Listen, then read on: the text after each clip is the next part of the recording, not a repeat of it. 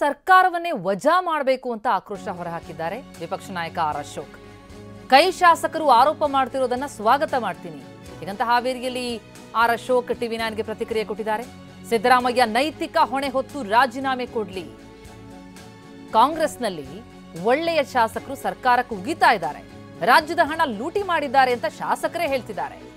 ಅಭಿವೃದ್ಧಿ ಶೂನ್ಯ, ಲಂಚ ಹೊಡೆಯೋದ್ರಲ್ಲಿ ಇವರು ನಿರತರಾಗಿದ್ದಾರೆ, ಭ್ರಷ್ಟಾಚಾರದ ವಿರುದ್ಧ ನಾವು ಹೋರಾಡ್ತೇವೆ ಅಂತ ವಿಪಕ್ಷ ನಾಯಕ ಆರ್ ಅಶೋಕ್ ಟಿವಿ9ಗೆ ರಿಯಾಕ್ಟ್ ಮಾಡಿದ್ದಾರೆ.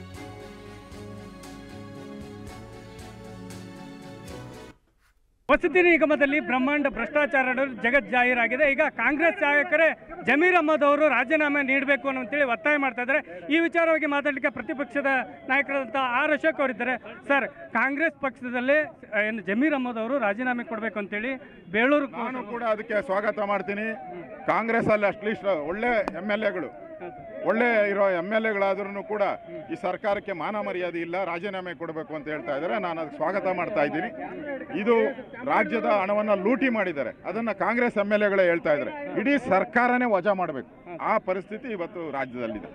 ನಾನು ಈಗ ಏನು ಕಾಂಗ್ರೆಸ್ MLAಗಳು ರಾಜೀನಾಮೆ ಆಗ್ರಹ ಮಾಡಿದ್ದಾರೆ, ನಾವು ಕೂಡ ಈಗಾಗಲೇ ರಾಜೀನಾಮೆ ಆಗ್ರಹ ಮಾಡಿದ್ದೀರಿ. ಮುಖ್ಯಮಂತ್ರಿಗಳೇ ನೈತಿಕ ಹೊಣೆ ಕೊಟ್ಟು ರಾಜೀನಾಮೆ ಕೊಡಬೇಕು. ಅಭಿವೃದ್ಧಿಗೆ ದುಡ್ಡು ಸಿಗ್ತಿಲ್ಲ ಅನ್ನುವಂತ ಇದು ಮಾತು ಕೂಡ ಹೇಳ್ತಾ ಇದ್ದಾರೆ.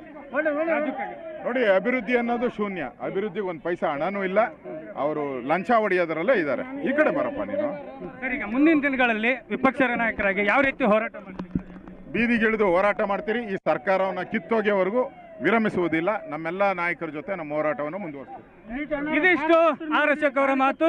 ಏನು ರಾಜ್ಯ ಸರ್ಕಾರ ಬ್ರಹ್ಮಾಂಡ ಭ್ರಷ್ಟಾಚಾರವನ್ನ ಮಾಡುತ್ತದೆ, ಮುಂದಿನ ದಿನಗಳಲ್ಲಿ ಉಗ್ರ ಹೋರಾಟವನ್ನ ಬಿಜೆಪಿ ನಾಯಕರು ಮಾಡ್ತಾರೆ ಅನ್ನುವಂಥ ಮಾತುಗಳನ್ನ ಹೇಳ್ತಾ ಇರುವಂಥದ್ದು. ಕ್ಯಾಮರಾ ಪರ್ಸನ್ ಪಕ್ಕೀರ್ಗೌಡ ಜೊತೆ ಅಣ್ಣಪ್ಪ ಬಾರ್ಕಿ, ಟಿವಿ9 ಹಾವೇರಿ.